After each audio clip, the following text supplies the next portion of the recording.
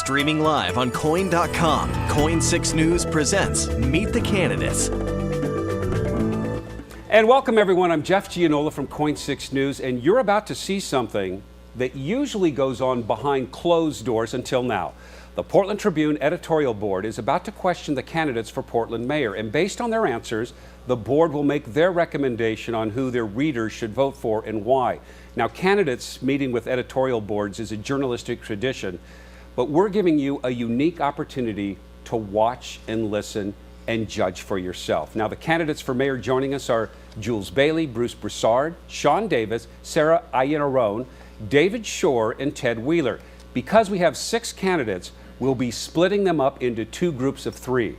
They'll be questioned by Mike Garber, John Schrag, and Jim Redden from the Portland Tribune. Now, we also have a studio audience of voters who are undecided. I'll be with them, and after the editors have asked their questions, I'll have a chance to follow up with the candidates, and we'll take some questions from our undecided voters who are watching and listening. So let's begin with the Portland editorial board. And gentlemen, start asking your questions. Thanks, Jeff. First of all, a couple introductions. As Jeff said, here with me, I'm John Schrag. I'm executive editor of the Pamphlet Media Group. To my far left is Mark Garber. He's president of the Pamphlet Media Group. Mark and I sit on the editorial board, so when it comes to making the endorsements, Mark and I will be deliberating with one other member. We also, however, brought in Jim Redden, the city reporter for the Portland Tribune, basically because Jim is way smarter than Mark and I, and we need someone to ask some good questions. So as Jeff mentioned, this is an endorsement interview. It's not a debate. We're not going to keep a clock on anyone. We're not going to ensure that you have equal time. And you know, we're gonna try to get down to find out what the differences are between the 3 of you and then the 3 following you, so we can make a choice as to who we're going to endorse. To kick things off, we would, however, since this is being live streamed, give you the opportunity to tell people who you are and very briefly why you're running for mayor. So, Bruce, we'd like to start with you. My name is Bruce Broussard. I'm a former Marine and former Vietnam vet. My wife and I own a small restaurant in Jansen Beach. I'm running because I want to get Portland back to being safe and clean. There are a few issues that as far as I'm concerned, that are facing us now. I know I have the answer to resolving those issues and getting us back safe and clean. City of Roses. Thanks so much. Sean? I'm Sean Davis. I was in the military for 13 years. I went to revolution in Haiti. I was in Iraq in the war there. I got hurt pretty bad, sent back. When I was able to walk again, I went down to help out with in New Orleans during Hurricane Katrina afterwards. I left the service and I was a grunt for 13 years, so I thought it'd be a perfect idea to become a literature professor. So I took my GI Bill and the book rehab, and 5 years later I had my master's degree. I went to schools all here in the Pacific Northwest, and now I teach at Clackamas Community College and Mount Hood Community College. I'm also the post commander for an American Legion on Alberta Street. Through that, I've done community outreach. You know, we have a food pantry for homeless veterans, homeless anybody, families in need. We've done clothing drives, blood drives, free Thanksgiving dinners for the community. We sponsor different things with the schools in the community. And I'm running for mayor because I just don't see Portlanders actually having a fair shake anymore. You know, I moved here in '99. I've always been in Oregon. I grew up in the Cascade Mountains, but the Portlanders, you know, getting bounced out of their houses for rent hikes, no cause eviction. Just spoke to somebody this morning about no cause eviction. Development, they don't have a say in the development that's happening. And so I want to come in and keep Portland, Portland. David. So I'm David Shore. Currently I serve the people of Oregon as an Assistant Attorney General in the Oregon Department of Justice. And I'm running for mayor because I believe that we need leadership that's actually going to listen to the people of Portland, and that's going to really be thinking in the long term about the vision that the people of Portland have for our city. You know, we've actually had a visioning process in our city for a long time, which has been very robust and stronger than a lot of other cities. But what I've been hearing as I've been listening to folks in the neighborhoods is that we're no longer listening to the people when we're shaping that vision. Unfortunately, that vision is being shaped now by moneyed interests to the extent that it's actually forcing Portlanders to leave our city. And that's the biggest concern for me in this election, is that we need to change the path that we're on, or the character of our city is going to be changed irrevocably. And I propose that we do that by making a public investment in housing so that we can prevent people from actually being displaced from our city. And along with that, I know that we, as a city, to live our values, we need to make an investment in environmental responsibility. We need to add some additional infrastructure to help ourselves really be competitive economically. There are some things that we can do, particularly around internet infrastructure. And ultimately, I want to make sure that the people of Portland have a voice in City Hall that will actually speak for their interests. You know, I'm an attorney, so I have a background crafting legislation and understanding how to interpret and enforce laws. It's not something that's outside of my expertise.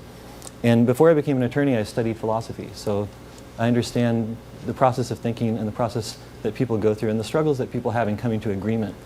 And I believe that I'm in a good position to actually help Portland move forward successfully and to overcome a lot of the challenges that we've been bedeviled by for a long time. Great. Thanks to all of you for those introductions. Several of you, or two of you, touched on probably the issue that we hear the most about right now, and that is housing affordability in Portland. And so we'd like, to probe on that a little bit, and we'll start with David just so we are fair in terms of the order.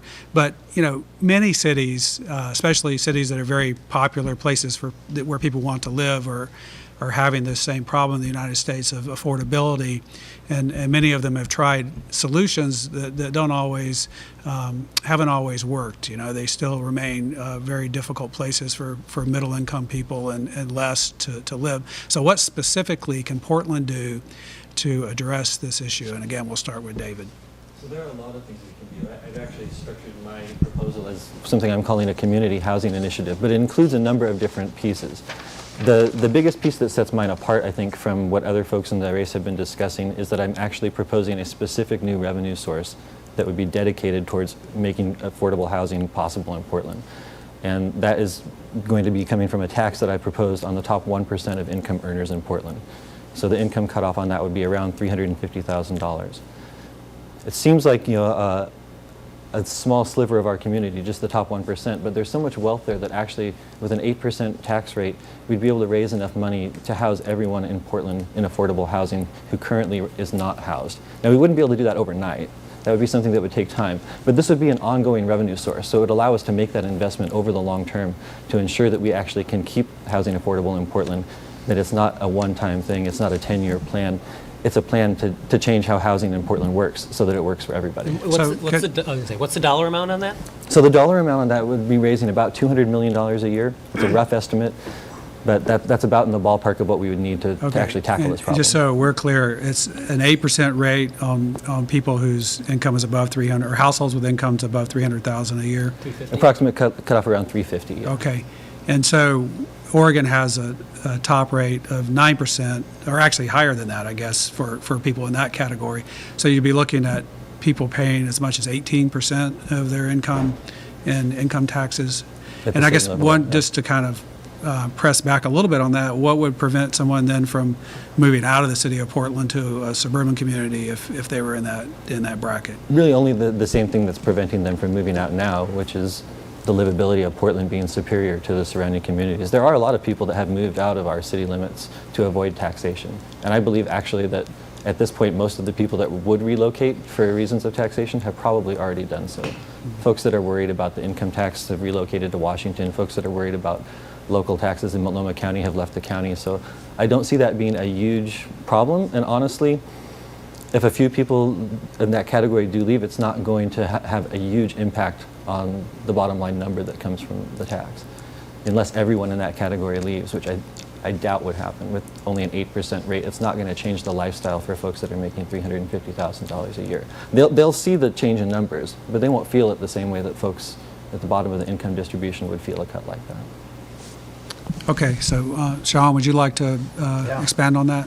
Well, I think we talk about housing, we got to talk about our neighborhoods, and I love to talk about our complete neighborhoods. Right now, if you live in a neighborhood that has a sidewalk, or if it has a bike path, or a bus stop, some kind of public transportation, has an elementary school within walking distance, a park, a healthy food store, or a business cluster, you live in a complete neighborhood. Half of Portland right now does not live in complete neighborhoods, and it's the half that's poor, honestly. So I want to build up the complete neighborhoods. If you look at the Oregon Comp Plan right now, they say that 260,000 people are going to be moving here in the next 20 years, and the Their goal is to move that 50% to 75% in those 20 years. I think we can do better. But not only that, their goal is to move to 75%, but half, as they say right now, 50% of their development is going to happen in the metro core. And then they have 20% that's going to happen, or 30% is going to happen in the corridors or city centers, and then the rest is they give 20%. I think we need to switch that around. I would like, if you can imagine what it would be like if we can actually create a place that people want to live east of 82nd or North Portland, you know, because what that would do, it would create jobs in that area. It would disperse the desirability of Portland, so people aren't just moving in one area alone. And then that way, we won't have those outrageous rent hikes. And that's one thing. But in housing, you also have to look at the tools, all the tools in the toolbox. There's no magic silver bullet to this. I mean, we just got inclusionary zoning passed. We have to look into that. Talking about, I like to say rent stabilization, and I believe in it. It's rent control, but it has to be done right. If it's not done right, then it's going to end up hurting our economy. And like it or not, we need the market, and the market has to encourage responsible landlords and business owners. And then I'd like to give more responsibility to a team within the Housing Bureau, because, and I say this a lot, we all agree that housing is the biggest problem that we have in Portland right now, but we only give 2.6% of the budget to our Housing Bureau, and that's about $100 million. And out of that $100 million, only about 30% of it goes to a team called the Housing Access and Retention Team.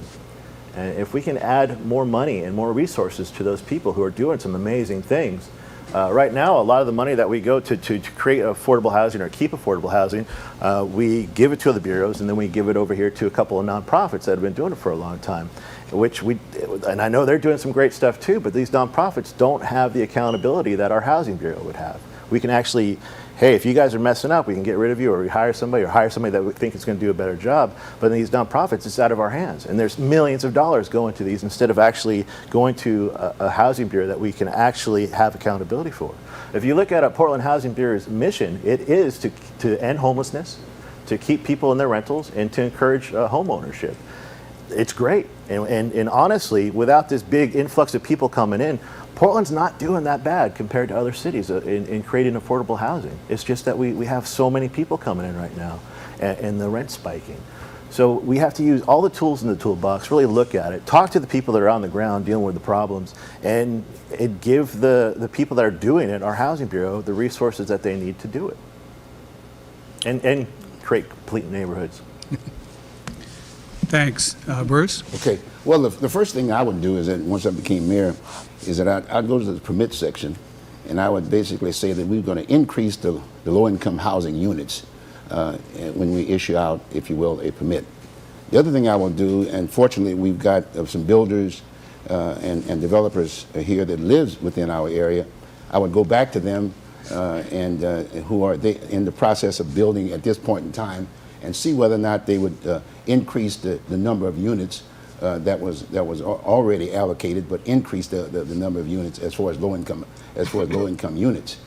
You got people like Anderson Construction, you've got R&H Construction. In fact, when you think about R&H Construction, we're building they're building a project, a one level project on the corner of Alberta, and I think it was Alberta and MLK, and that's just a one level deal.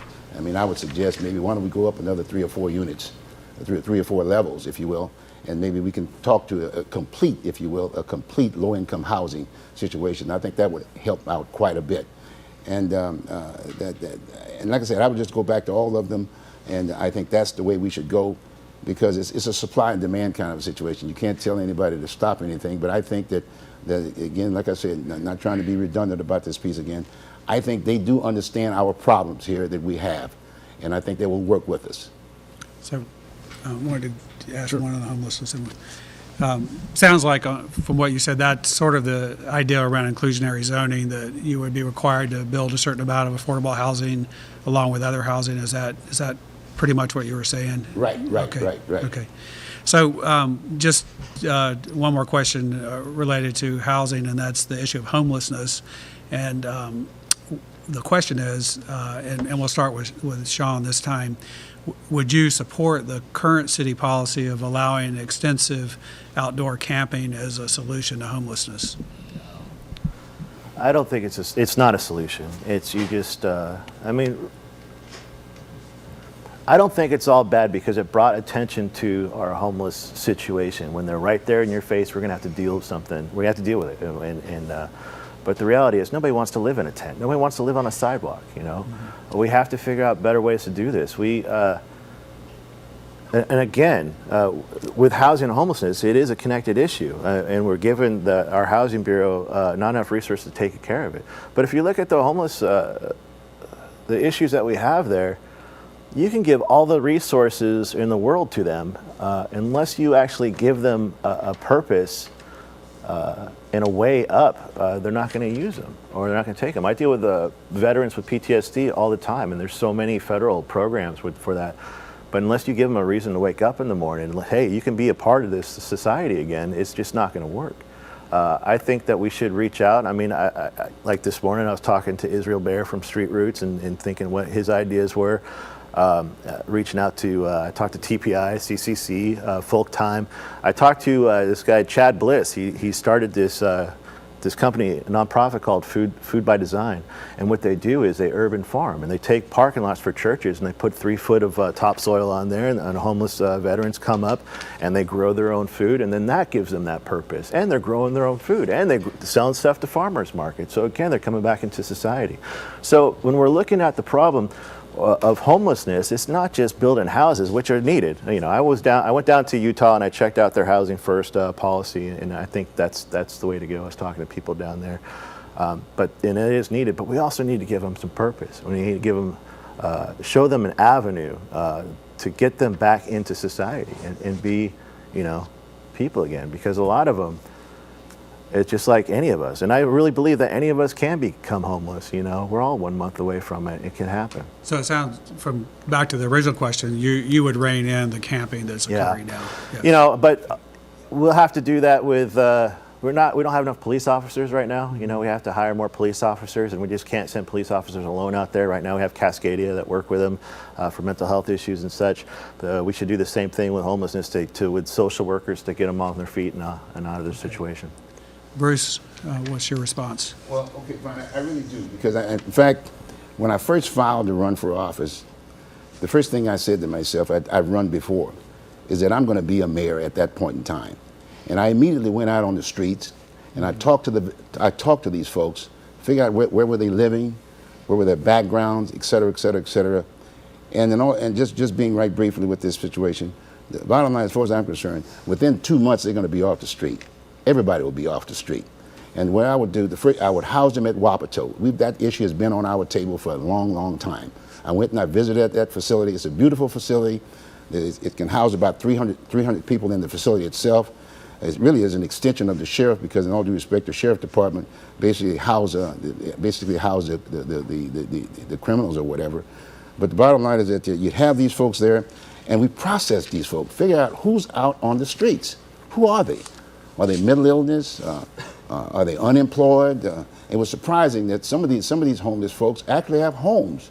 They actually have homes. They just like the idea of coming over here in that area, in that particular area, and just chill out, so to speak. Mm-hmm. And so those are the kinds of things. Plus the fact is that, and the other thing that I'm really, really concerned about, making the point about getting them off the street right off the bat, right off now.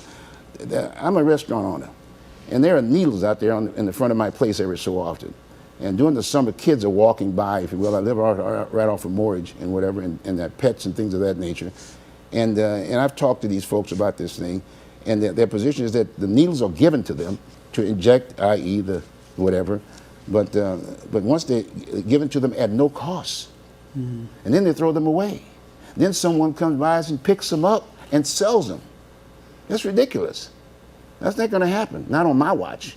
There won't be any needles. I mean, I hate to put it this way, but we've legalized marijuana. I'd much rather give them a joint while they're sitting up there in a closed, contained area, as opposed to letting them get out there on the street and shooting up. I mean, the other thing I saw in that whole situation, the first day when I walked up in that area, there were 2 overdoses. Overdoses. You'd be surprised at the overdoses that happened in that particular community, downtown. So my point is that, again, like I said, my whole platform was the idea of getting us back being safe and clean. And I think that would be the most humane thing to do, get them in an area where we can contain them. And if we don't have enough room or we need more services, you call up the governor and say, hey, this is a disaster situation. Bring out the National Guard. They've got tents, they've got doctors, they can feed those folks, et cetera, et cetera, et cetera. And so I think that's really the way to go. And I guess as far as jobs, I mean, that's another area that I worked in. I've been a developer and I've worked in construction before. And I thought about the trades, if you will. And the idea of creating jobs through the trades. I met two individuals, one of which was making bird cages, of all things. Bird cages, a homeless kind of guy selling them. Then I met another guy who was a machinist.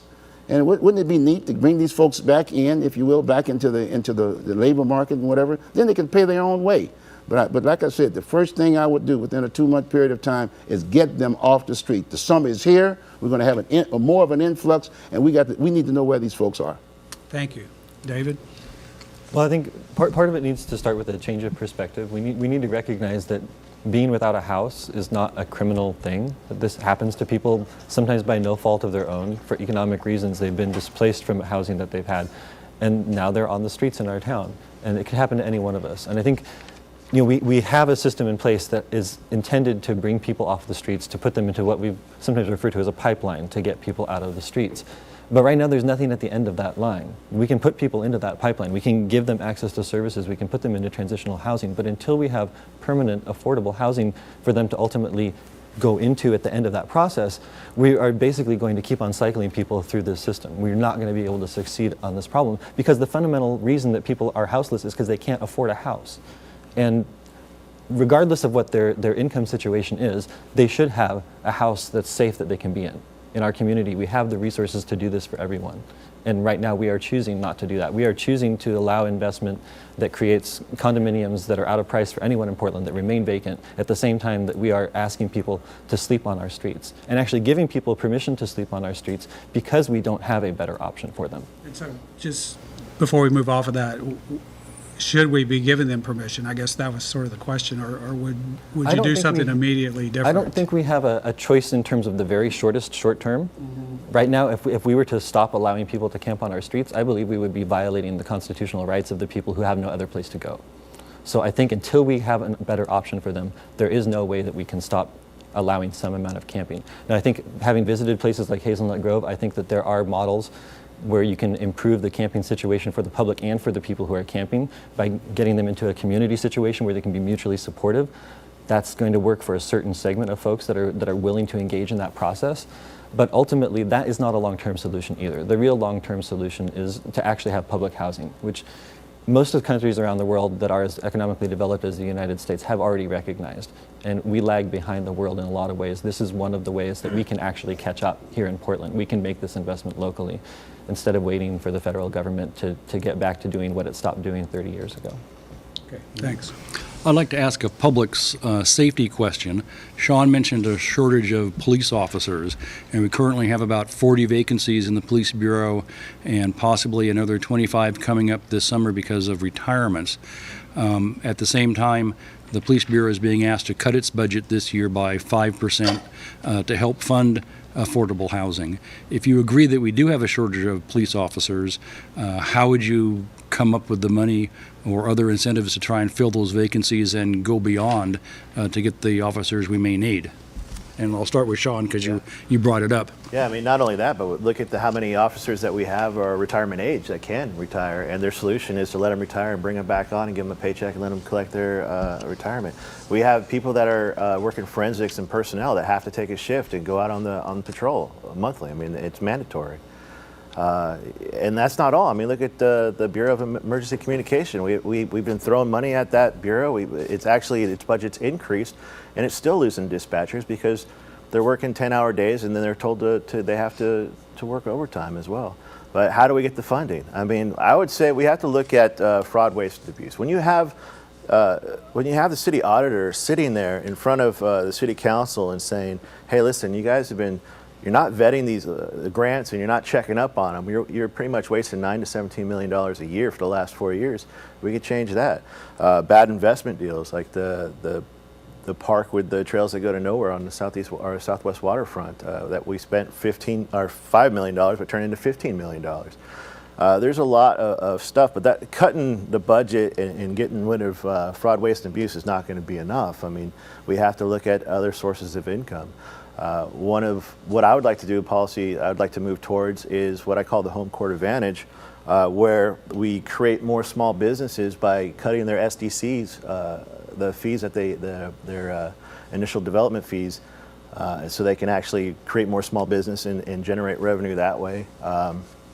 I would like to revisit, another part of the home court advantage is like this out-of-state tuition. So when the developers do come here and they buy a building and then they raise the rents, we charge them more for that because they're not Portlanders, they're not here, you know. And so that would be another small revenue. But I think to really solve this problem, we're going to have to look at our tax laws. I mean, you look at our property tax, Measure 4750. Back in the 80s, we were anti-growth. We could pass these laws that said, okay, now you can only raise the property tax 3% a year. But now, you know, on my street alone, I had a bunch of these houses. I think I counted 9 houses that are torn down. They split the lot, built 12 up. So the house that's $120,000 is taken down. They put up a $500,000 house. That owner is still paying 3%, or it's the same property taxes as the person in a $120,000 house. If we can actually reassess at sale, that would be a great revenue generator for us. And other than that, I don't want to say that I would cut people's budgets because I haven't talked to the directors of these bureaus. I want to see what they're talking. I worked for ODOT for a couple of years, and I understand how government budgets work. If you have an excess at the end of fiscal year, you burn through that because then you want to make sure that they give you that much money next year. We have to tell them, like, listen, we don't want to take the money away from you next year, but we do need the money that you have right now, you know. And so there's a lot of different ways to do it. Eliminate fraud, waste, and abuse, look at our tax laws, and work with the people that are actually dealing with the issues. Okay. Bruce? Okay, well my position would be the first thing I would do is that I figure out how many dollars would we need, let's say, to pick up about 800 officers. And then the idea is look at the budget, figure out how much money we have, and then what's left that we need to raise. And I would say we just be creative, a little bit more creative. I think the entire city is very concerned about the safety, if you will, and the cleanliness of our city. I would be very creative and go to the Blazers for that matter. I would go to the large corporations. I would go to the people downtown, the citizens, those, because when they give now, I used to work at United Way. And the one thing about United Way is that they identified the issues, and then we raised the funds, and we took care of it. And in this particular case, I would say that under today's criteria, what they do now is that you can dedicate some of your monies to anything you want.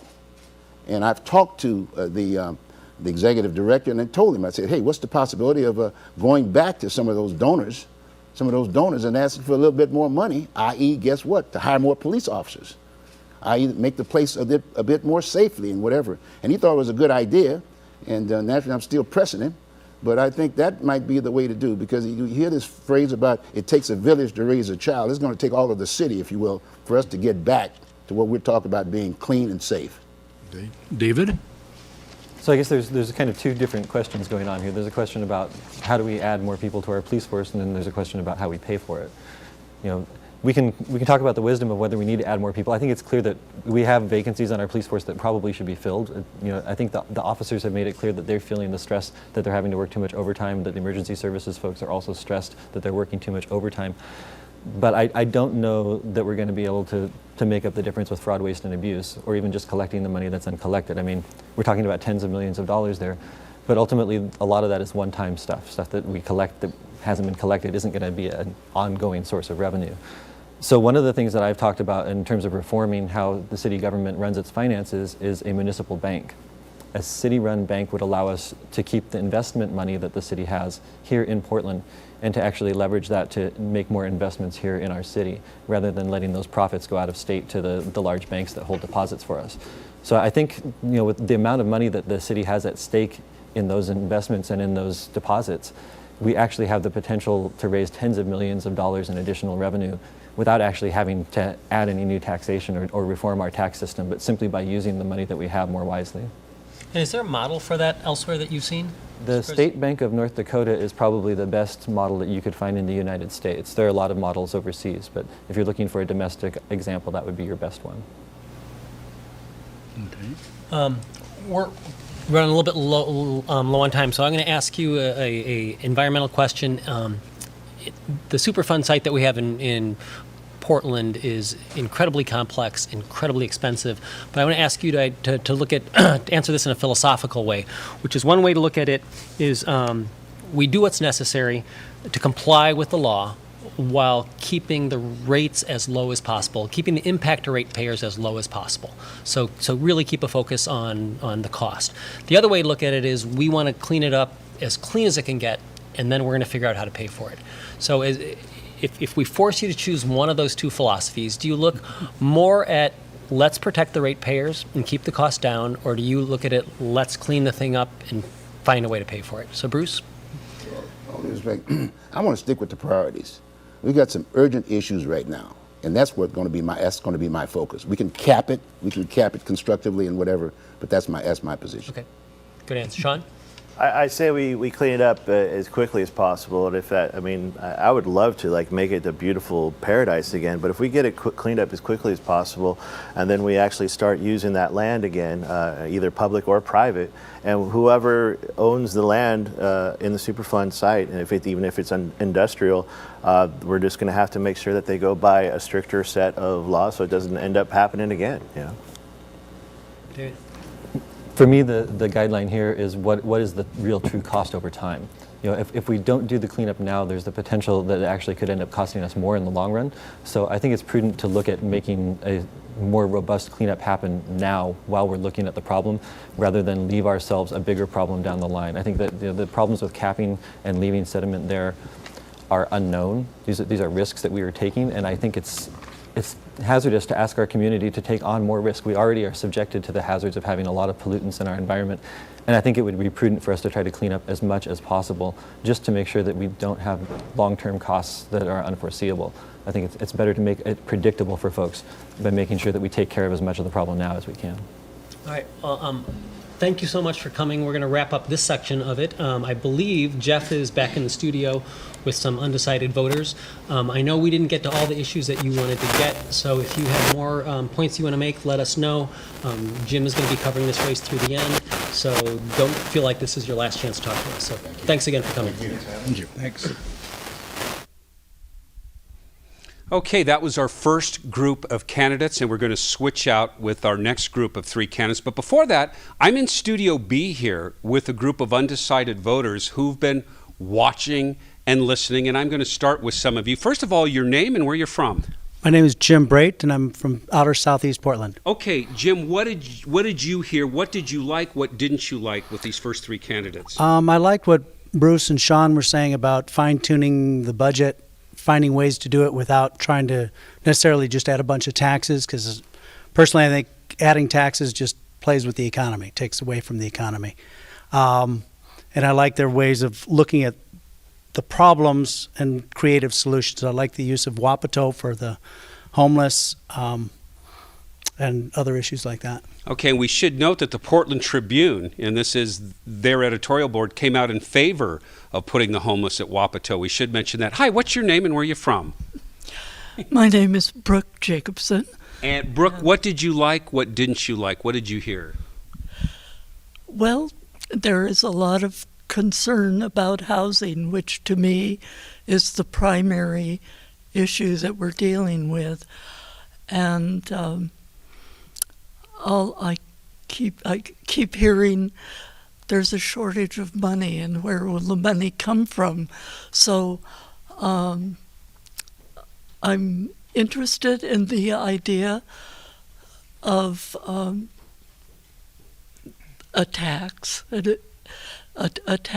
on people who are more wealthy, and I am interested in the idea of a municipal bank. Because I think there are different financial strategies that we haven't looked at. I thought that was a unique idea that came up. And your name and what did you think? My name is Rob Shinney. I'm from the Hollywood area, Northeast Portland. And the municipal bank is one of the big things that caught my ear, too, as a creative, positive idea on the positive side.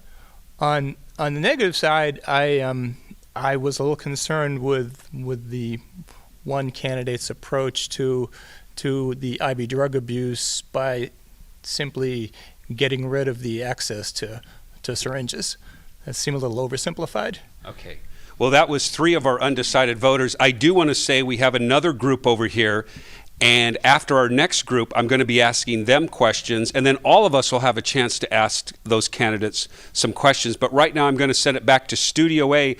And John, why don't you introduce our next group of candidates?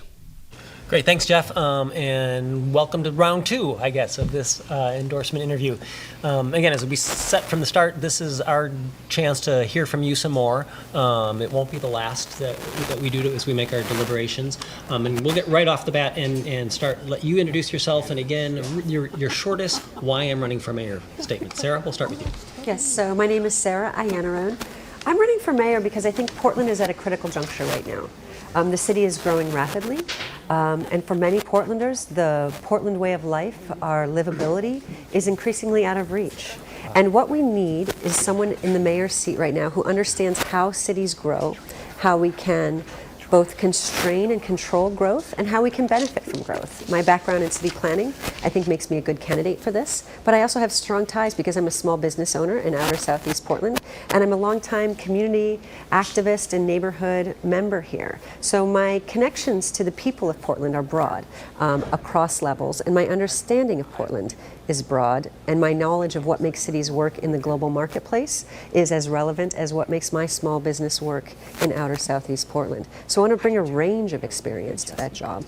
I also want to bring an understanding of what it's like for real Portlanders to live in this city right now. I'm someone who lives at the median household income and travels by bicycle or transit to my work, and I send my kid to Portland Public Schools. I live sandwiched between precision cast parts and bullseye glass. I'm the person who's experiencing these issues. People who are out of homes sleep in the doorway of my business at night. They sleep in the parks where I live. So these are the things that I'm hoping to address as mayor. I want to bring my unique skill set, my practical relevant experience, and also my community-based solutions to the task at hand. Jules. Okay.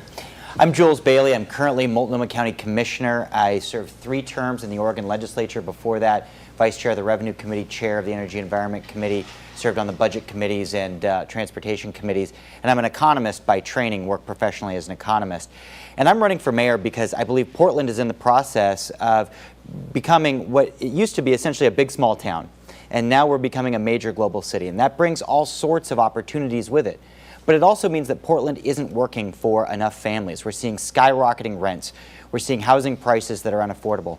My wife and I experienced it firsthand. We have a 7-month-old at home, and last spring we got in the housing market and got beat out by offers tens of thousands of dollars over asking 10 times in a row, and ended up not being able to afford a home in the neighborhood that I grew up in.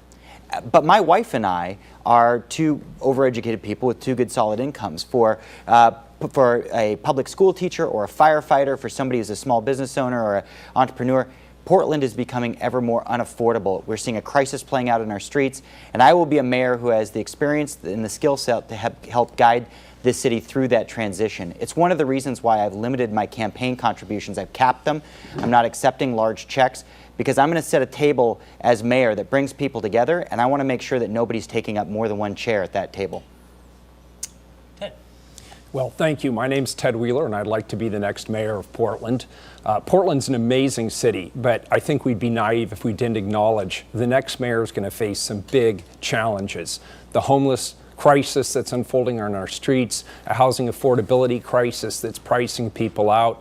We're 6 years into an economic recovery, but the fact is a lot of Portlanders aren't participating in that recovery, and we're struggling with the basics: roads, infrastructure, services east of 82nd. So I would make the pitch this way. You know me. You know I can lead. You elected me to be the chair and the presiding officer of the Board of County Commissioners. You put me in a position where I was leading the county organization with its 4,400 employees and its $1.3 billion budget. You then elected me twice to run the state treasury. I've earned a reputation as a pragmatic problem solver, an innovator, and a reformer. I've balanced complex budgets. I've addressed housing issues. I have led economic development strategies. I've protected critical services, and I've saved taxpayers millions of dollars. You don't have to wonder whether I'm in a position to be able to lead, because I've already done it. And I look forward to making the case that I should be the next mayor of Portland. All right. Mark, want to start us off? Yeah, and again, you all touched on it in your opening statements that, sort of the big issue for a lot of Portlanders right now is affordability, specifically housing affordability. And I want to get a little more specific since you got to hear the question before than we did the first time. And I was reading about the issues in California, which many cities in California, specifically San Francisco, have the same problems with affordability. And the California Legislative Analyst's Office did a very in-depth report about what has worked and what hasn't worked. And this is just one quote from that report. So I want to read that, and then I've got a couple of specific questions about that. But what they concluded was many housing programs, including vouchers, rent control, and inclusionary housing, attempt to make housing more affordable without increasing the overall supply. This approach does very little to address the underlying cause of California's high housing costs, which is a housing shortage. So, that's from a nonpartisan group that looks at the issue. So my question is, if those tactics haven't made housing affordable in California, why do we think they would work in Portland? And, and then related to that, is Portland's problem a lack of government regulation, or is it a lack of supply? And let's start with the same order with Sarah and move down, then we'll switch it up later. I don't think it's an either or. I think it's a yes and. I think we have a supply issue and a regulatory issue. And I think on the supply side, yes, we need to increase supply. And as mayor, my concern is the fact that we actually don't have a good inventory city-wise or region-wise of how much supply we need for every level of the income spectrum. How much supply do we need in fully subsidized public housing at that 0 to 30 MFI? How much supply do we need in the subsidized affordable housing range, where people do use vouchers and other things, and we're working with them to transition into more stable conditions? How much supply do we need for the people who are the working poor? And how much supply of luxury housing can we accommodate, and how will we capture value from that? That's an overarching question that we need to address as a city, and we don't have an integrated approach to that right now. The Housing Bureau is not working in tandem with the Planning Bureau on this issue. So the first thing that I would actually do as mayor is assign capacity from the Planning Bureau and help them work together to figure out an inventory for the city, and ideally partner with Metro on that, so we had a clear understanding of how much at each level of the housing supply we needed for particular income levels, and how did that look relative to our workforce and transportation planning, because we understand that affordability is an ecosystem. Now, when you talk about that, that's going to help with the supply problem, because then we can start putting dollars and allocating dollars, whether it's through general obligation bonds or even some of the taxation strategies that David proposes to work on those lower ends of the income spectrum. When it comes to the regulation, renter protection and stability for people who are already housed is going to be key. We need to make sure that renters are protected. We need to make sure that there's not price gouging of people. We need to make sure people's health and public safety is taken into account. That's why I proposed a temporary rent freeze while we stabilize, because what I'm hearing is that our market is spiraling out of control, and people are tipping into homelessness through intense speculation in our marketplace right now because demand is so high. I also think that we should have a moratorium on the no-cause evictions. What I'm understanding is that the no-cause evictions are no more costly to execute than just cause evictions. So what's the purpose of them? How do they serve us? So thinking about how we can have stabilization, and that's not just for renters. When you look at cities like Boston and what they've been able to accomplish with their Stabilizing Urban Neighborhoods program to make sure that people aren't tipped out of home ownership through rising property values and property taxes as well. We need to stabilize our communities that already are in homes and make sure that they're not tipping out of housing.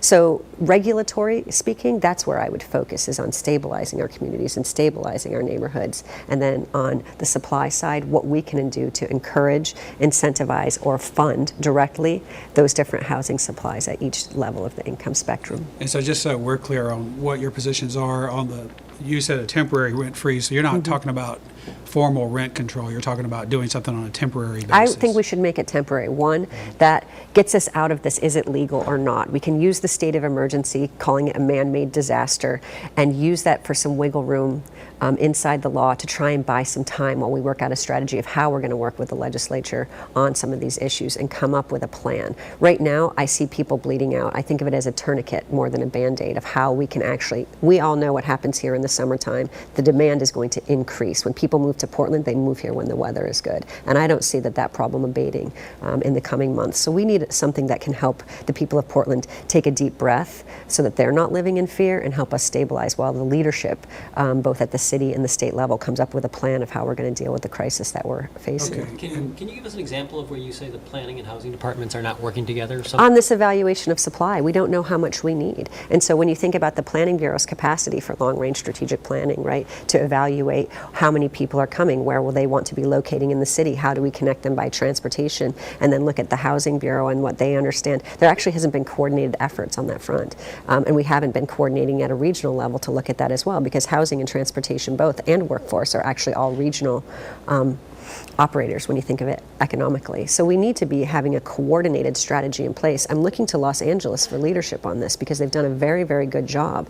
When you look at the rise of the service sector, and that's one of the reasons why we're having issues here right now, because you talk about increasing income inequality. That's because we're hollowing out in this middle, and we're having increasing numbers of people who are here who are working in this service sector jobs, and what they're doing is being pushed to the edges, and their transportation miles are increasing, their transportation costs are increasing. This is added to the housing equation, and that's why you need to think about this as an affordability ecosystem, right? You can't have people traveling from East Portland by transit to a tech data entry job in Tualatin for $15 an hour and expect them to even survive, let alone someone who's working at the Moda Center, let's say, for minimum wage and having to commute all the way to 122nd Street at 2 or 3 o'clock in the morning, right? We actually are keeping people out of stability just through how our housing supply is allocated across the city, affordability-wise. So it's all of these things, the complexity of the system, that my particular planning lens and acumen, I think, brings a great deal. So just again for clarity, you alluded to David's proposed tax on high-income households. Are you saying that you would support an approach like that? I don't know that I support that one. I do understand, I think that general obligation bond is probably going to end up on the ballot in November.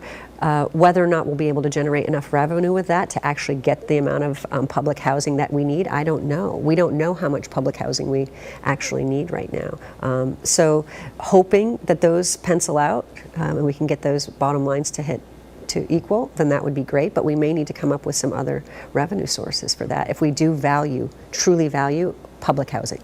Okay, thank you. Yeah. So Jules, just to kind of, there was a lot there, so if we rehash the question a bit, many of these tactics have been tried in other places. They don't always have, exactly, they don't necessarily solve the problem. So is it regulation and supply, or regulation or supply? What's the big problem?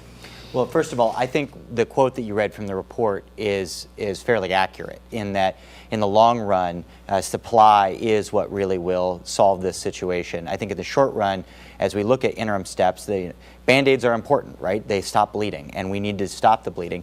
But what we need to do is ensure that we have clear, consistent policies in the short run that protect folks that are living on the margins and on the edge. And rather than reinvent the wheel, I've actually endorsed the City Club of Portland's report on housing. I think they did a lot of good work and came up with a lot of good steps. In the long run, we do need to address supply. And affordability is really about three things. It's about supply and demand, it's about cost, and it's about income. So on supply and demand, we need to bring back the kinds of neighborhood scale infill and supply that's affordable to working families. A lot of the reasons you see price going up is because we do have a lot of people who are moving here. We have a lot of people that are moving here with wealth. We also have a lot of real estate speculation that's happening in the market, and that's a real challenge as well. But going back to things that have worked in Portland historically, things like duplexes, triplexes, garden apartments, those build smaller, more workforce-oriented units that are less likely to get snapped up by large investors or by people moving here with a lot of wealth. And they're already integrated into our neighborhoods. We can bring those back. We do need to have more infill and more density as we do that, and we can do that in a neighborhood scale way. We also need to address the cost side of the equation. It's expensive to develop in Portland. There's long permitting wait times. There's a lot of fees that go on top of development. And so what I've said is let's have a fast track process. If you want to build sort of Cadillac housing, it's a free country, it's a free market. But you're going to have all the permitting wait times, you're going to have all the fees that are associated with that. If you want to build market rate housing that's more affordable to working families, then we're going to get you to the front of the line on permitting. We're going to waive some of your fees and your SDCs. We're going to make this more possible to build that kind of housing. Because ultimately, we do need more affordable housing, subsidized affordable housing. We're 23,000 units short at 0 to 30% of median family income. I support what the Welcome Home Coalition is proposing, and we do need more affordable housing. But if we don't also have more supply and affordability in market rate housing, you can't build affordable housing fast enough to keep up with all the folks that can't afford to be in market rate housing. We also have to have transitions into ownership structures, because owning your own home has always been the backbone of middle class wealth. And so we have to ensure that we have ownership structures that are built in to our housing and affordability strategy. But finally, it's also about income. Portland is not the most expensive city in the nation for housing. But we are consistently the most unaffordable city in the nation because of the ratio of income to housing. And so as we address it, we also have to ensure we're addressing the income side of the equation, because we have a missing middle on housing, but we also have a missing middle on jobs. And we see a lot of high-wage jobs, we see a lot of service sector jobs, but not as many family supporting jobs that come from things like investment in infrastructure and manufacturing, in local small businesses. And we have to have a clear lead economic development entity that is going to be able to shepherd that kind of job growth and creation. Okay, and I think we'll probably get to some economic development questions a little later. So Ted? So let me take a different tact on this, because I don't really disagree with much of the specifics I've heard here. We actually know what the problem is. People moved here for 6 years and we built no new housing. And people are now coming here in larger numbers, and we're slow to get the new housing supply online, combined with the fact that our wages here are not sufficient to be able to enable people to buy houses or compete for houses against those who are moving here. So let me suggest that what we really need is political leadership and political will. There's three things I would do to increase housing affordability. And the first, both of my good opponents have mentioned it. We need to increase the supply. It could be through some of these zoning changes. Alternatively, it could be through streamlining the design review process, the permitting process, and the inspection process, and reducing the cost and the time that it takes to go through that process. And I want to give a shout out to Commissioners Saltzman and Fritz for having gone a long way towards doing that, and I look forward to partnering with them. On the zoning side, we've got conflicts between different governments, and the next mayor needs to be a political leader, a regional leader, to resolve those conflicts. You've got the city saying we want auxiliary dwelling units, and you have the county tax assessor, an agent of the state, saying that, but if you do that, we're going to come in and reassess the entire value of your full home. We need to resolve that conflict. The second thing we need to do is give tenants some rights. We have a no-cause eviction process in the city of Portland. I propose through my Tenants' Bill of Rights that we adopt a just cause eviction process similar to what they've got in Seattle, that would help give people confidence that they're not going to get priced out and moved out. And then third of all is this issue around wages. You know, even if we could wave the magic wand today and everybody could go to $15 an hour at the minimum wage, those individuals would still not be able to afford housing in the city of Portland without a housing subsidy. So that's not where the game is now. The game is, how do we get people into $20, $30, $40, and $50 an hour jobs? And again, we know the answer. It's through education and skills training. We have a disconnect between the skills that our workforce currently has and the skills that employers are demanding in an increasingly skills-based economy. I'll just end by saying this. I was running the other day and there was a truck parked on the side of the road, an electrician's truck.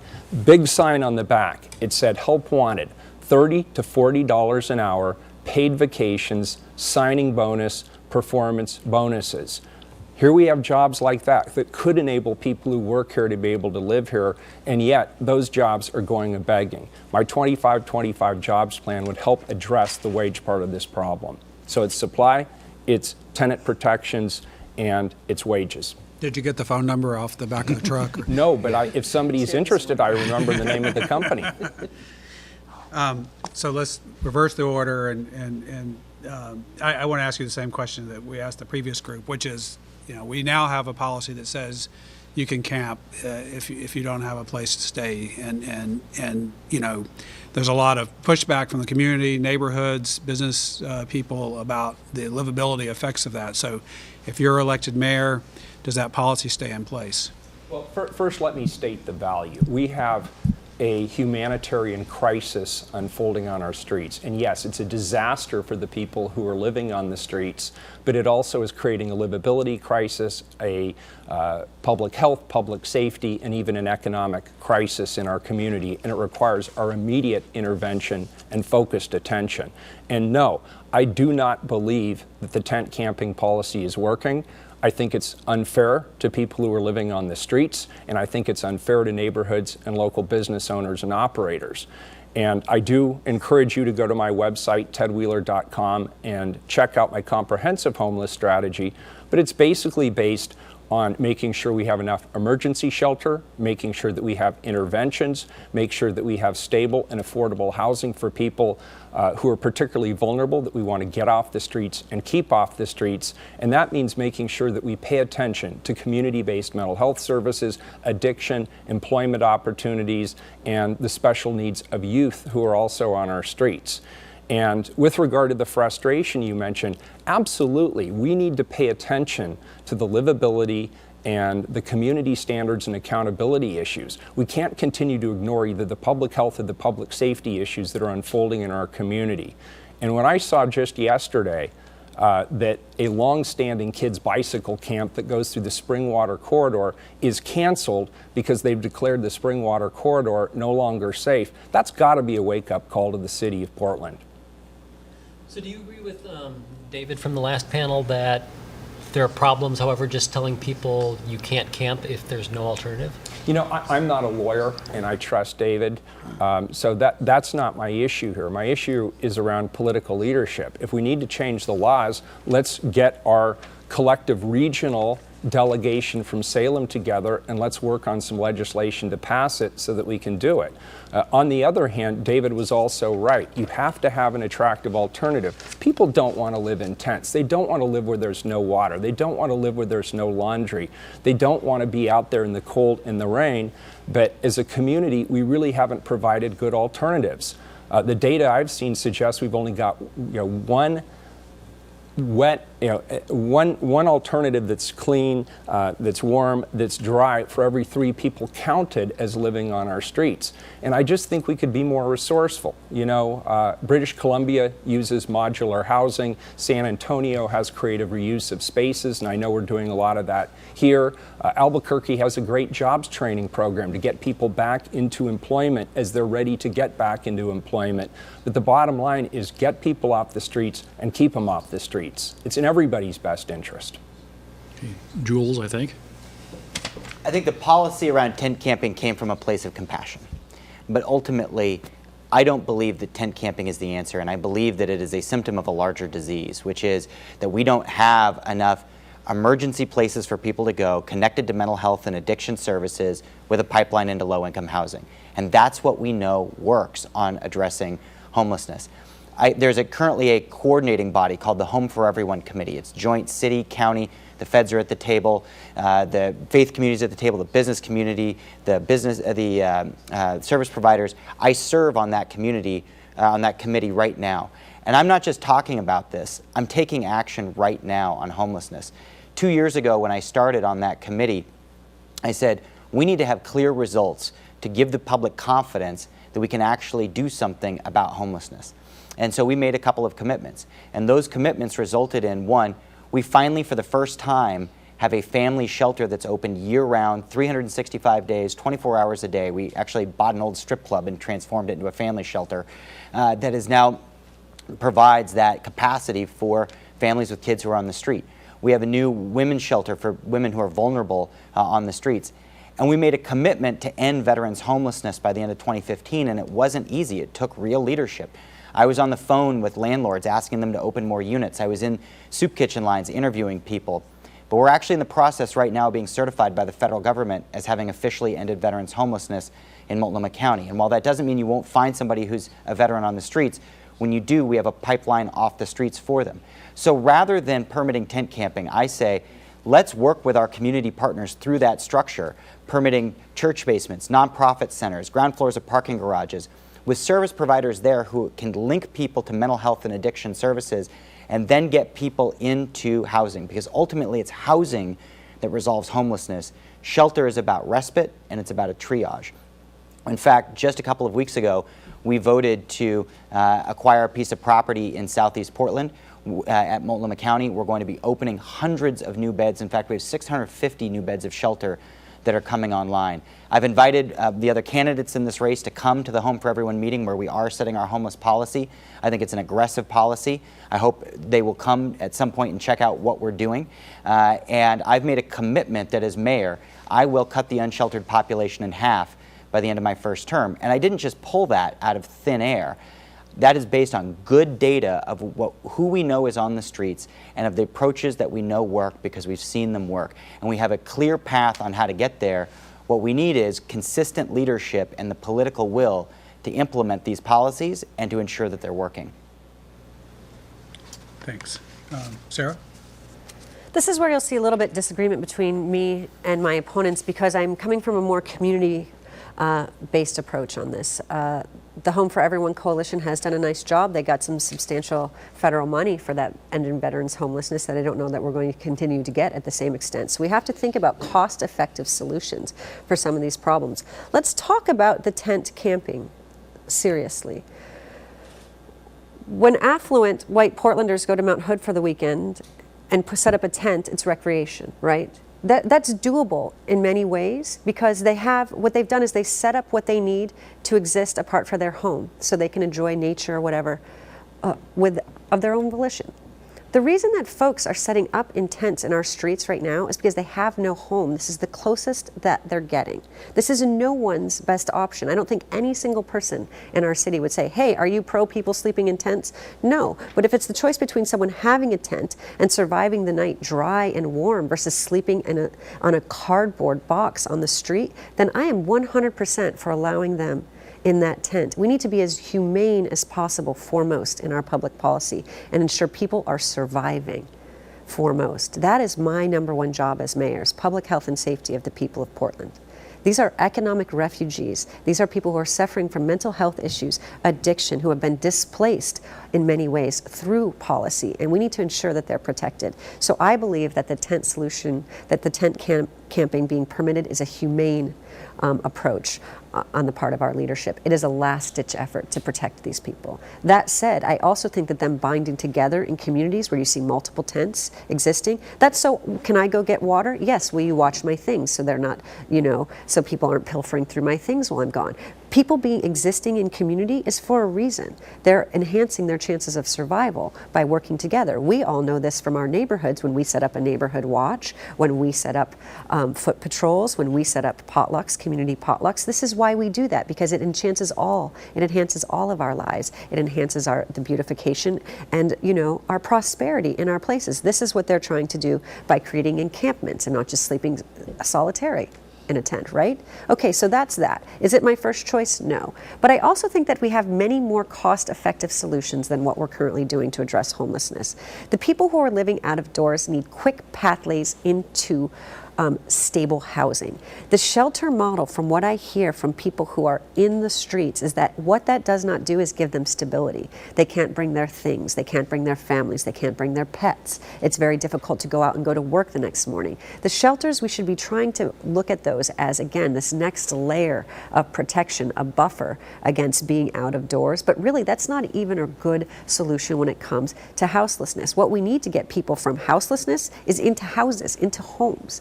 And I think we need to think about it as Portlanders in terms of what happens if we have an earthquake and a good percentage of all of the Portlanders end up out of doors. What's our plan? Do we have a plan for that? What does that look like? Because that's what we should be testing out now to deal with our current crisis. When you look at what the City Repair Project was able to accomplish with less than $5,000 back when they built Dignity Village, I think almost 15 years ago now, I think the cost per home was under $250 for what they built. And those were 100 square foot domiciles where people could actually set up, put a bed, put in a hot plate, receive mail, leave, lock the door, and go to work. I'm not talking about this as, this is ideal. It's no Shangri-La. But what we're talking about is getting people in stability, and so they can get into economic stability. Housing stability represents economic stability. So what are some strategies? I think that we should be looking at tiny houses, things that are on wheels, things that are mobile, that are put-upable and break-downable from reclaimed building materials,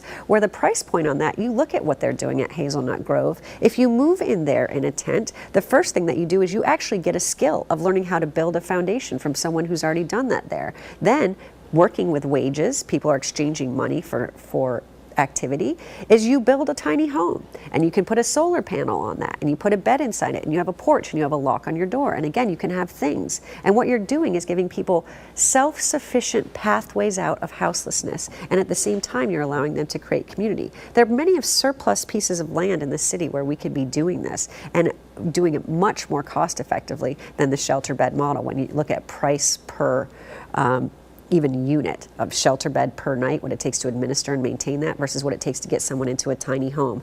There's a lot of land that we could be doing this on publicly owned property around the city. And I think that that would start to chip away at that pretty nicely. And people could start to accumulate even wealth through this, because now you own something, you own a home on wheels that you could potentially put on a piece of property that you buy. I mean, there are all kinds of ways that we can think for people to be self-sufficient so they're not dependent on a government handout, but what we're doing is giving them a hand up for their own survival and livelihood.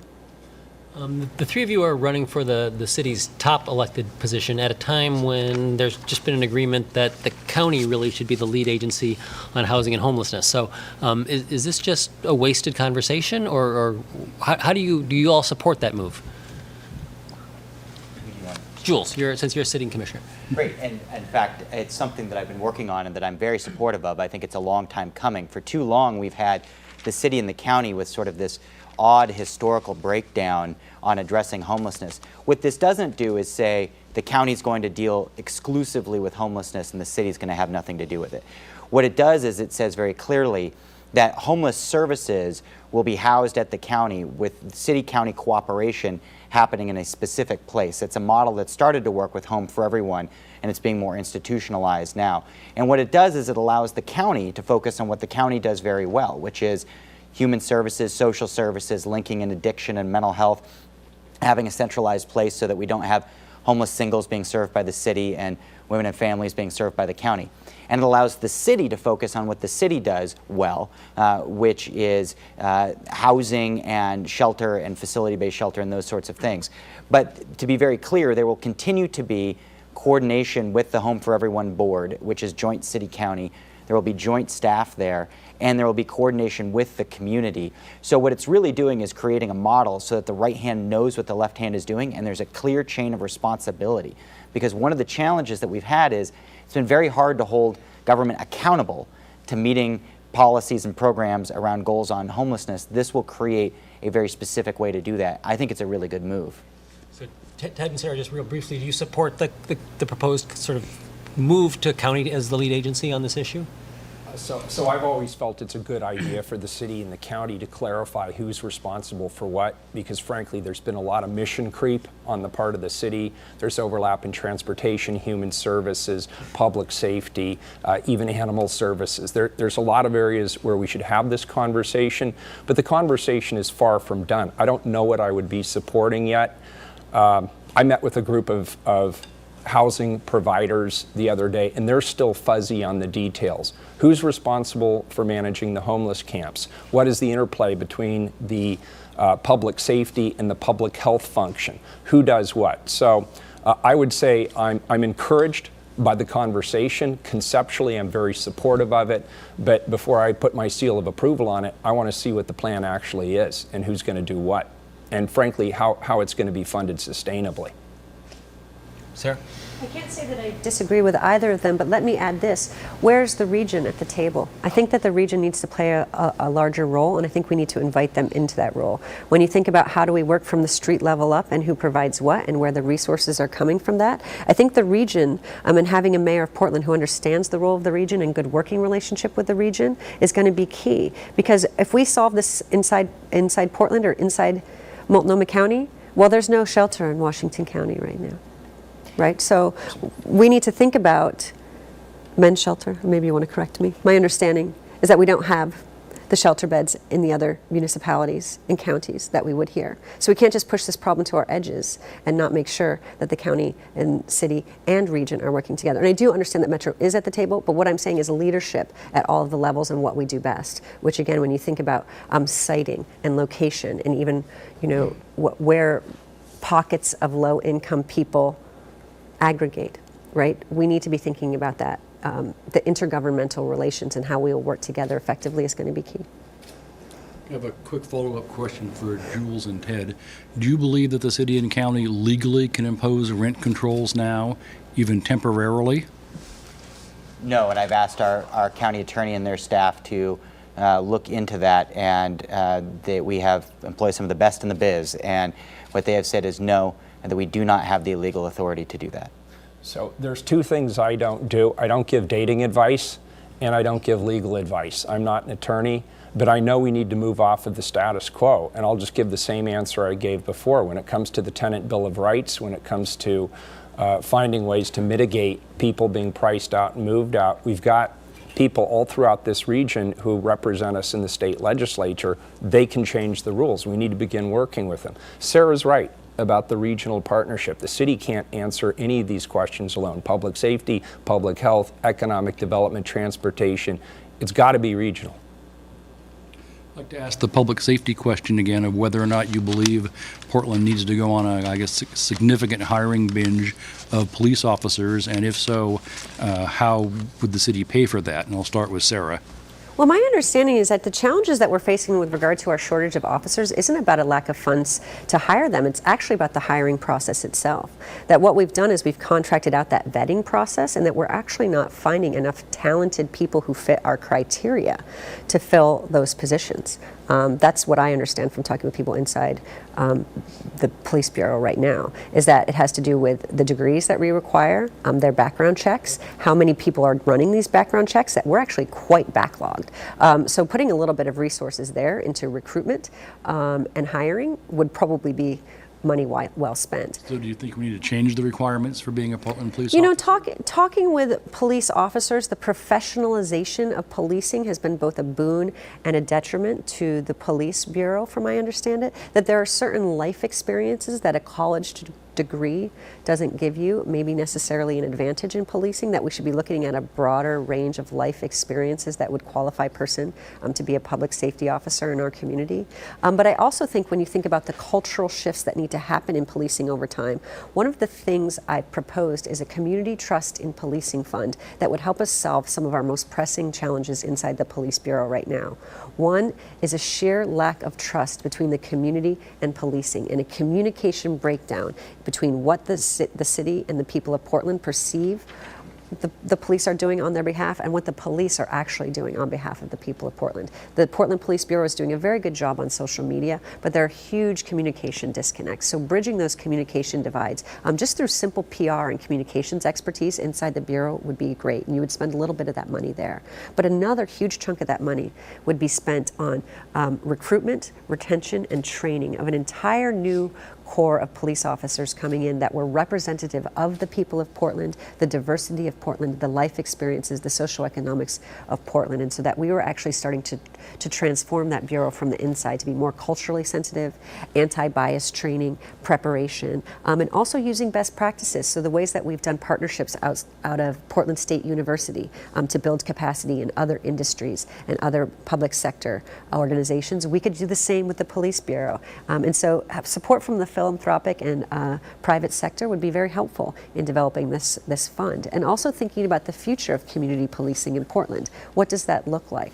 Our charter review process coming up is a good opportunity for us to reflect as a community on what do we want from our police as we move forward as a livable city. Are there things that we want to rethink and try and get out from underneath some of the things in the police contract that we haven't been able to get out from beneath in the negotiations project with regard to community oversight? Can we get subpoena power there? What are some ways that we can give some toothiness, if you will, to citizen review of policing and citizen oversight? How will we get rid of quote unquote bad officers and improve morale? How do we build capacity for community policing? All of those things are very important.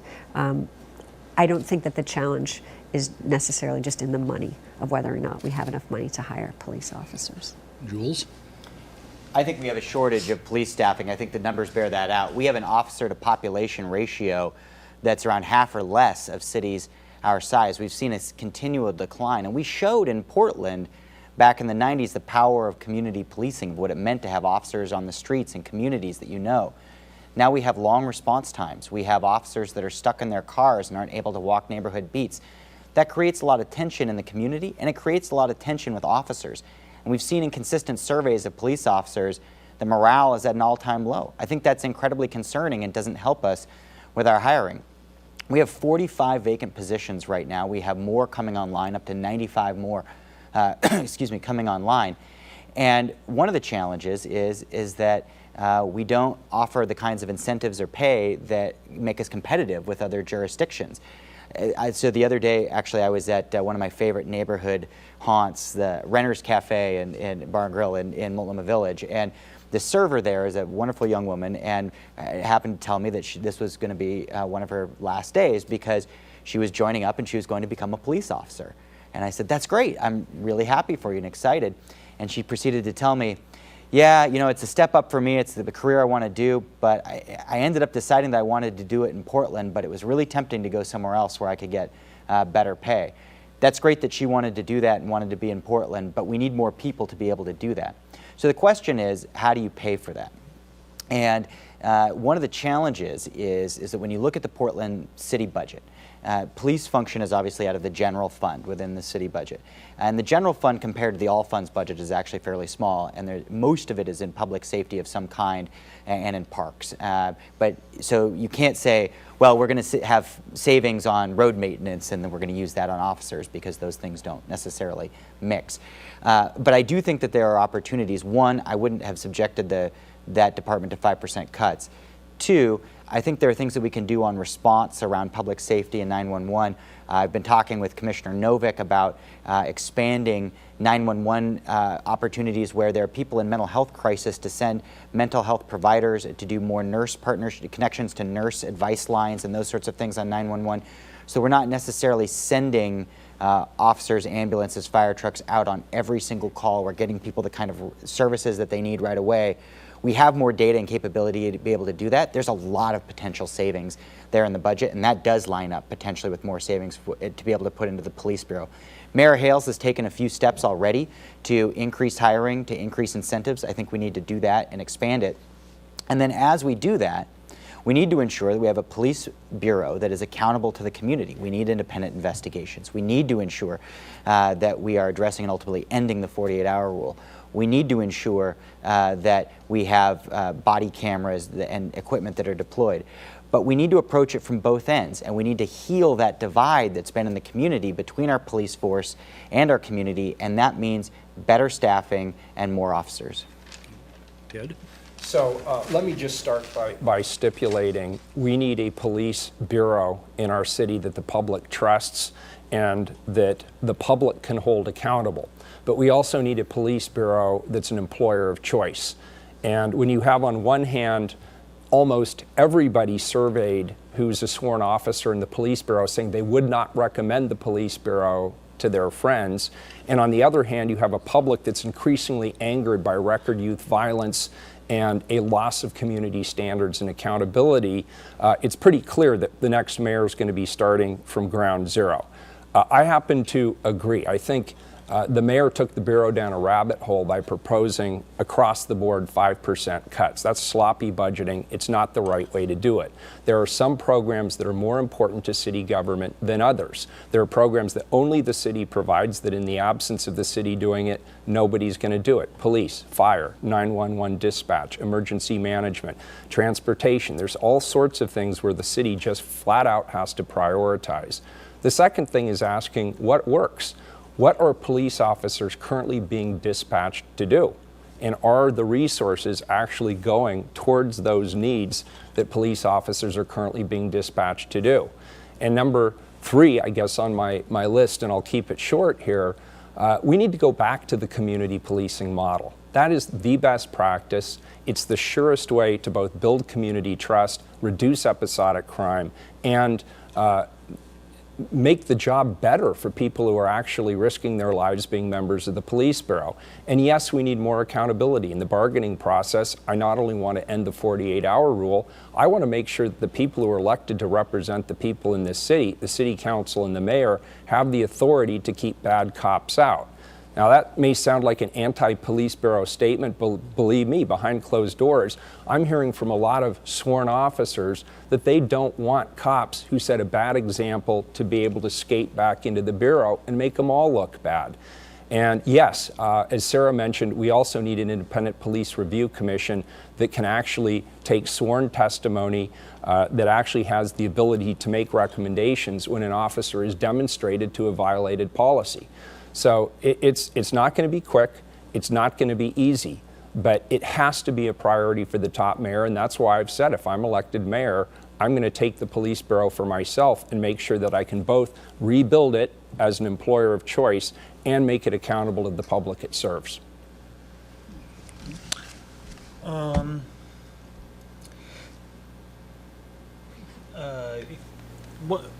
It seems like in Oregon, we spend a lot of time trying to get rid of moss, and yet in Portland, we learned the value of this little. It's the new hero. It is the new hero, the new superhero, super moss.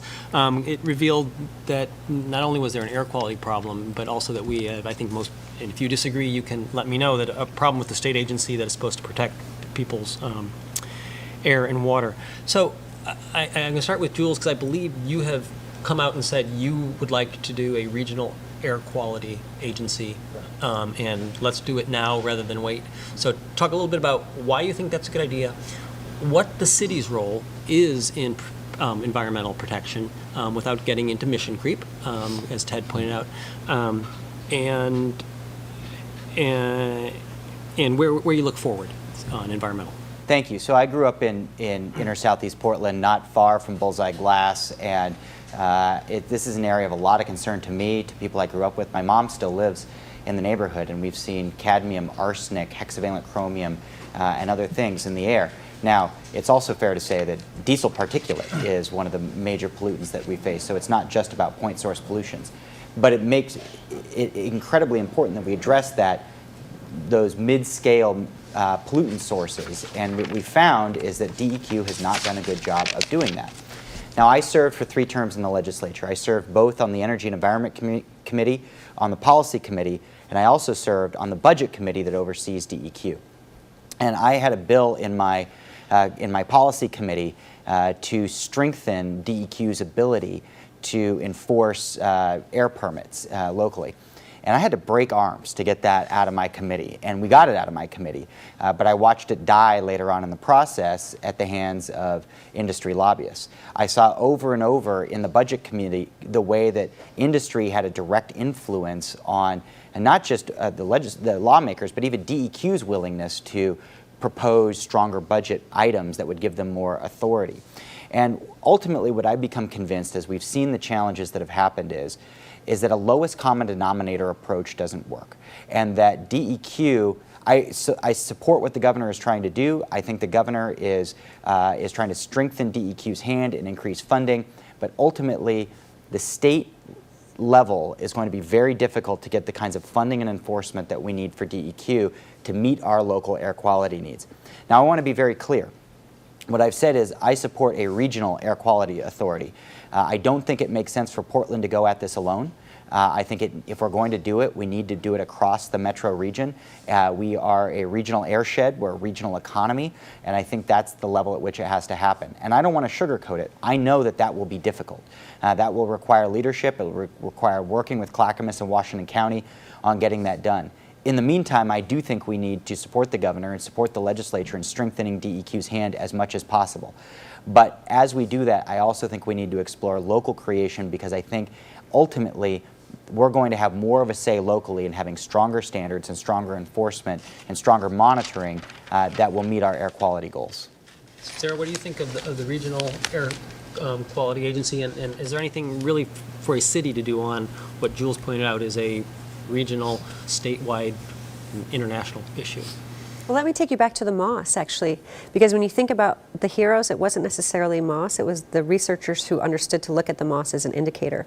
So that creative partnership, actually, of partnering the university with the government for the best data and information is something that I would hope that I would do as mayor very effectively, because I understand the role that Portland State University and our other universities play in the city of Portland, and I would do everything in my power to strengthen them and partner with them when we need data. We're already doing it in many ways with urban heat island effects, with air quality, with housing, with transportation. We partner very, very well with our higher education institutions here. And so I would actually promote that as public policy. So that foremost is something that I wanted to point out.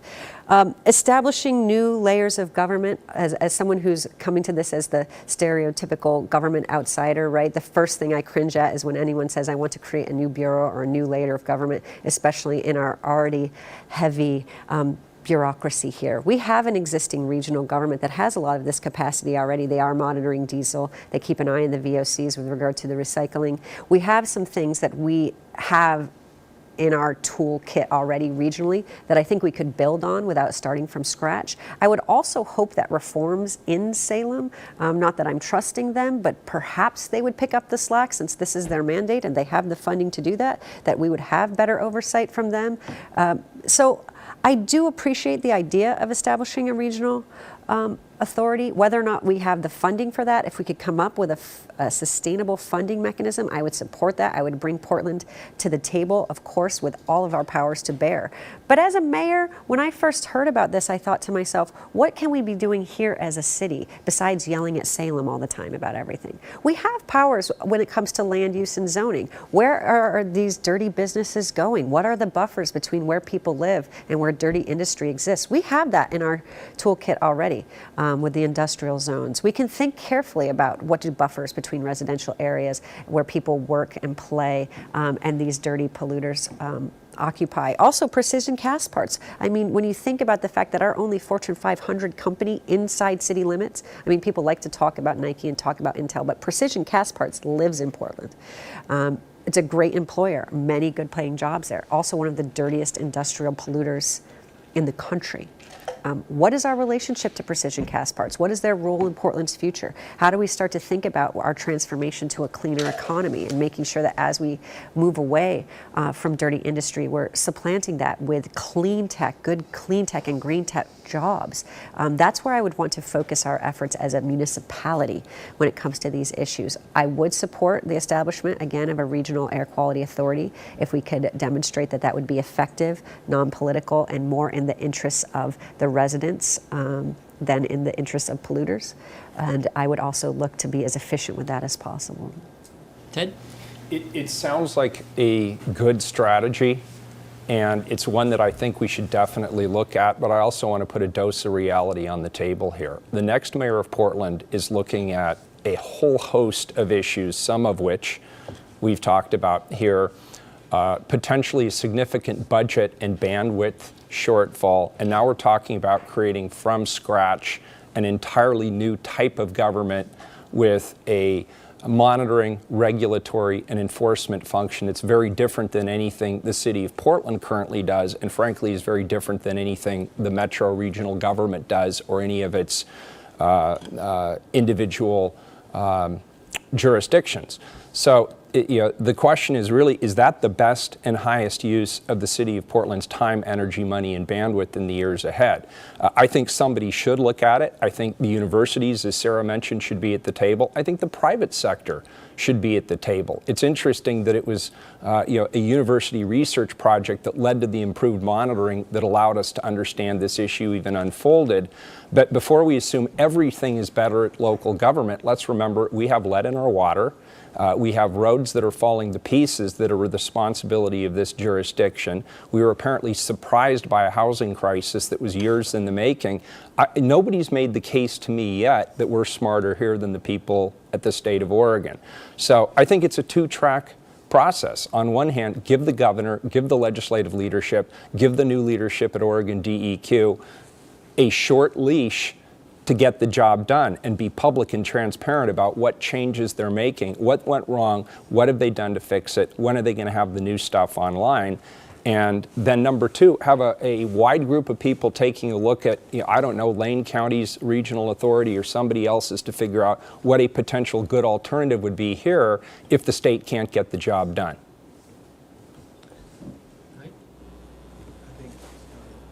Are we okay to go a little longer? Yeah, we got a little time. All right. Just real quick. So, just yes or no? Do you support the gas tax on the ballot? Yes. Yes. Yes. Sarah? Okay. How about the PSU payroll tax that's being proposed for later? Leaning against. Jules? I'm still in a conversation about it. Sarah? It's not how I would have done it. Puts you in an awkward position. It does. I'm still drawing a paycheck there, so I'm going to abstain. Yeah. Okay, and then initiative petition 28. I still have a lot of questions about it, and I'm happy to talk to you about that. Obviously, revenues for schools are tremendously important, but I'm not ready to sign up because there's questions I still have on it. Okay, Jules. I graduated Lincoln High School when it felt like I was getting out of a burning building with ballot measures 5 and 50 taking effect, and I will do anything that I think has a chance to increase funding for public schools, so I'm a yes. And Sarah? I'm a yes. Okay. What else did you want to cover? Well, where do you guys disagree the most? I mean, you've had way more of these formats than we've been able to monitor. We've tried to monitor most of them, but where do you think, I'll let each of you give an example of where you have heard something where your position differs than at least one of the other two that you're sitting next to on something that matters. So, Sarah, I'll start with you. I disagree with what people think qualifies them to be mayor. Frankly, that's where I disagree most with my opponents. I've heard a lot about that my prior elected experience qualifies me to be Portland's next mayor. And my argument against that is that actually the state, the region, the county, the city are very different beasts. And frankly, what we need in a mayor right now is someone who understands this city at its various levels, from the very minutia of day-to-day life. For instance, as a small business owner, as a tree planter, a cyclist, a mom, a car-free Portlander, a transit rider, all the way up to that global scale.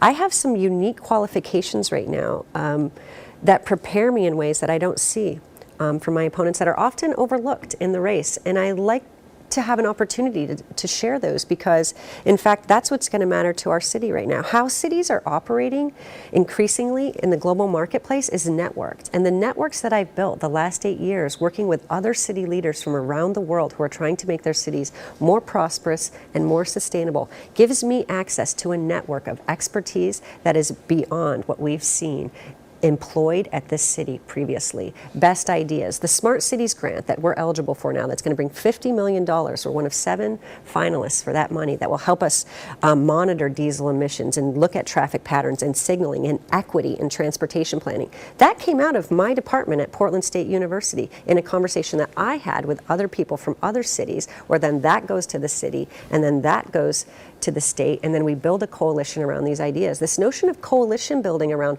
political insiders is obsolete. It's about how do you bring public sector, private sector, university, community groups together for best ideas and best practices to move this city forward smarter, more efficiently, and more effectively, and more representationally. As someone from outer East Side, my experience there uniquely qualifies me when we're talking about things that are going to be happening in East Portland. So just some of the experiences that I've had that are often overlooked in this race, I think is a huge point of disagreement. That is one thing. The other, give me an example, and there are many, of people who've come from outside government in an executive, let's say mayor, gubernatorial level, who you look up and say, there's a model. There's someone who, from the outside, who came and showed they could be an effective administrative elected position. Ted Wheeler. He did it 10 years ago when he ran for Multnomah County Chair, never having held elected office before, and that has a larger budget than City of Portland. Ted, do you disagree with that? Not at all. I do not think that being an elected official should be a prerequisite for running for public office. I don't believe it now, and I didn't believe it then. And so my point being this, that it's actually the unique skill sets, experience, and relevant knowledge and community ties that qualify me right now. So that's a huge difference, because what you also see across the board is homogeneity in what we think needs to be happening in large part for most of the problems that we're facing. There are a few points of difference, but the real difference between us is going to be the operating style. What does that mayor bring right now? Do they bring a bold vision? Do they bring the courage? Do they bring the moxie of the best leaders that we've had in this city, the Goldschmidts, the Clarks, the Katzes, who say, come on, guys, we're going to pull us along to this next level. Vera was beat up horribly for her views on density, and look how further along we would even be now if we had taken her urbanist viewpoint even then, right? And even Goldschmidt's take on what the role of neighborhoods would be in Portland's future. Well, we need to think about civic engagement 2.0 now, because neighborhoods are not going to get us there when it comes to civic engagement anymore. We need to think about new Portlanders, and that's not just the Syrian refugees. Those are the Californians, right? And how we're going to integrate them into Portland and into the Portland way of life. What is that foreign investment going to look like here now? My program at Portland State, we got the Trade Ambassador of the Year award last year because we're sharing the Portland story of green building, green leadership around the world. I know that people are looking to us as a model, and we need someone there right now who knows how can Portland go back to being a model city again? How can we start moving the needle in those places that 20 years ago we really were out front? We've rested on our laurels for some time, and we need to double down with a mayor who's got clear focus and clear vision for the future. And I bring that, and that's why I entered this race to offer that to the city of Portland at this time. So, Jules, where do you think you disagree with others, or they disagree with you? Well, actually, to start with a point of agreement, I agree with Sarah that I don't think that prior elective office is a prerequisite for the job. I think it's about track record and experience and commitment. I think that can be demonstrated in a number of ways. But I think what separates me in this race is really about leadership style. And throughout my career, I've been a collaboration builder, a facilitator, and I have a track record of getting things done. And that's why I've called this campaign Together for Portland. And it's why I believe that Portland needs a mayor who doesn't view the job of mayor as being a CEO or an executive. If you view the third floor of City Hall where the mayor's office is as the executive suite, and the second floor where the commissioner's offices are as sort of everything else, I think that's a fast path to irrelevance in the weak mayor form of government. And I think my legislative experience and my track record in getting things done speaks to my ability to be effective at implementing the kinds of things that we're talking about. I passed a bill on climate change in the legislature nearly unanimously with a co-sponsor who believed that climate change was a myth. Through the Home for Everyone process, I've worked very closely, not just in government, but with business community, the faith community, with service providers, to put clear wins on the table that are actually advancing the changes that we're talking about right now, because I'm willing to dig in, to do the hard work, and to have the commitment. And I think that approach and that leadership style of building collaboration has borne fruit throughout my career because of the power of what we're able to do together. The mayor can't do it alone, and government can't do it alone. But I believe that the Portland way has always been about a community coming together to solve our problems. I actually think this is a great line of question, and we should figure out how to make it into a formal question. I think being mayor of Portland is a little bit of both of these illustrations. I think in part it's having the moxie, as Sarah said, and demonstrating leadership. I also think it's part of a collaborative process, the way Jules described it. And I'll close where I started. I believe I have the kind of leadership experience and the kind of experience of accomplishments in bringing people along that demonstrates that I can do pretty well in this form of government. At Multnomah County, I worked with my colleagues on a wide range of issues. We created, for example, the Health Equity Initiative, which is now a national best practice. That may explain why I have 6 current and former Multnomah County commissioners endorsing my race. I went to the state treasury and worked with the legislature and others to pass key legislation around economic development and around retirement security. That certainly took a lot of compromise and back and forth. I was very proud of that, and that may explain why I have state legislators, labor unions, business supporting my efforts.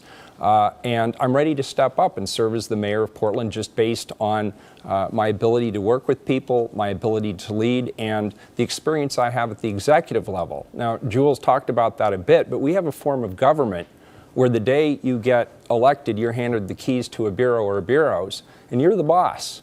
And that bureau may have a budget of multi-hundreds of millions of dollars and thousands of employees and a lot of issues. And you need to know from day one how you're going to manage it, and you may or may not have run anything larger than a lemonade stand before you get elected.